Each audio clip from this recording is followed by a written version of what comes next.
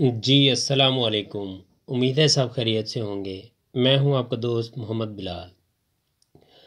इस वीडियो में मैं आप लोगों को एमएस एक्सेल की एक शॉर्ट फार्मूला भी कह दें या फंक्शन भी कह दें, उसका इस्तेमाल करके आपको ये बताऊंगा कि जिस तरह हम VLOOKUP यूज़ करके हम नेम एंड बेसिक सैलरी, जो मैंने यहाँ पर कॉलम बनाए हुए हैं ना 3, उनमें से अगर मैं VLOOKUP लगाऊं तो मैं जो भी आईडी दूं उसके सामने उसके 2 कॉलम्स में डाटा आ जाएगा। यानी कि मैं एक में नेम आएंगे और दूसरे में सैलरी आएगी। अब मैं ये चाहता हूँ कि मैं जो भी आईडी दूं वो दोनों कंबाइन होकर के एक ही कॉलम में आ जाए, यानी अलग अलग कॉलम में ना हो। जिस तरह देखें यहाँ पर फराज अली और नीचे दरमियान में डैश लगाया और 17 लगाया हुआ है, ठीक है ना। तो ये जिस तरह यहाँ आ रहा है ऐसे ही डाटा आ जाए, मतलब 2 कॉलम्स में ना आए। तो उसको लगाने के लिए सबसे पहले जो है ना आप लोगों को ड्रॉप डाउन लिस्ट बनाना बता देता हूँ। आप डाटा में जाएंगे, डाटा वैलिडेशन में जाएंगे, वहाँ पर क्लिक करेंगे, यहाँ पर एनी वैल्यू की जगह लिस्ट पर, और इस जो रेंज आपने सेलेक्ट करनी है वो एम्प्लॉय आईडी को सिलेक्ट कर देना है। ओके करना है तो ड्रॉप डाउन लिस्ट बन जाएगी, ठीक है। तो उसके बाद यहाँ पर फंक्शन अप्लाई कर देंगे, इक्वल टू लगाएंगे लुकअप। सबसे पहले पहले तो VLOOKUP लगाते थे ना, लेकिन यहाँ पर क्या लगाना है, लुकअप। लुकअप के लिए हमारे पास लुकअप वैल्यू क्या होगी, वो एम्प्लॉय आईडी का जो सेल होगा वही लुकअप होगी।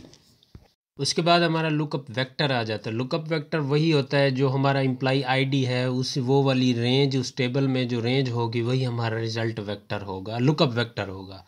तो फिर उसके बाद कॉमा लगाएंगे। रिजल्ट वेक्टर में देखें 2 हमारे पास कॉलम है, एक नेम का और बेसिक सैलरी। इन दोनों को कंबाइन ले आने के लिए हमें एंड का साइन यूज़ करना होगा, ठीक है। रिजल्ट वेक्टर में पहले हम नेम के कॉलम को सिलेक्ट करेंगे। नेम के कॉलम में जो भी रेंज होगी, जितने भी हमारे पास रोज़ होंगी, उन सबको सिलेक्ट कर लेना है।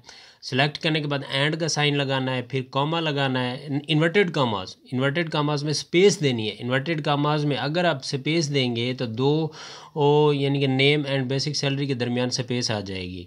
दे करके इन्वर्टेड कामाज लगाकर एंड सेलेक्ट करके एंड का साइन लगाकर फिर हमारा जो दूसरी रेंज होगी उसको सिलेक्ट करके ब्रैकेट क्लोज करेंगे, और अगर सिंपल एंटर प्रेस करेंगे तो हमारा जो है ना जवाब आ जाएगा, यानी कि दिलावर अब्बास। लेकिन दरमियान में देखें स्पेस आ गया। मैं ये चाहता हूँ यहाँ स्पेस ना आए, यहाँ पर डैश आ जाए, तो डैश लगा दूंगा। एंटर प्रेस करूँगा, जो भी अंडरस्कोर लगाएं, इन्वर्टेड कामा, जो कुछ भी इन्वर्टेड कामास के दरमियान लगाना चाहते हैं आप वही लगा दें। बेहतर यही है कि स्पेस दे दें ताकि 2 जो आपका डिजिट्स और टेक्स्ट है उन दोनों के दरमियान स्पेस आ जाए, ठीक है। मैं यहाँ पर अब स्पेस ही यूज़ करता हूँ ताकि यानी कि वो लफ्ज़ जो है वो वाज़े नज़र है। अब जो भी आईडी मैं ड्रॉप डाउन लिस्ट से जो भी आईडी सेलेक्ट करूँगा उसके सामने उसकी सैलरी और उसका नेम जो है वो इकट्ठे एक ही कॉलम में आ जाएंगे। पहले तो VLOOKUP में ऐसा होता था ना कि दोनों कॉलम आ जाते थे, दोनों 2 कॉलम, यहाँ पर एक आ जाएगा, ठीक है ना, एक ही में दोनों का डाटा आ जाएगा। फिर उसके बाद जो नेक्स्ट और इम्पॉर्टेंट है, अगर आप जो है ना फिगर्स लिख रहे हैं, ठीक है, यानी कि जिस तरह देखें 0, अगर हम 34 के आगे 0 लिखते हैं, पहले 0 डालते हैं तो 34 आ जाता है।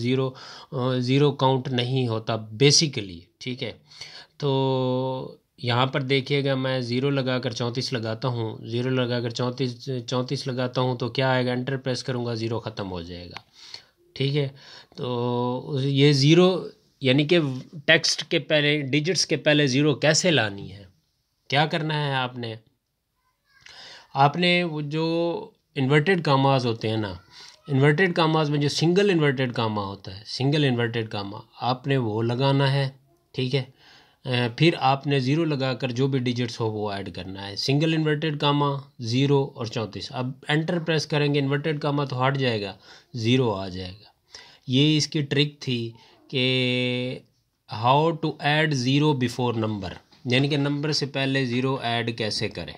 उम्मीद करता हूँ ये वीडियो पसंद आई होगी। मज़ीद इस तरह की टिप्स एंड ट्रिक्स हासिल करने के लिए आप हमारी वीडियोस को दोस्तों में ज़्यादा से ज़्यादा शेयर करें और यूट्यूब चैनल को सब्सक्राइब करें, फेसबुक पेज को भी फॉलो करें। आपके इस मोहब्बत का मुंतज़िर रहूँगा। शुक्रिया।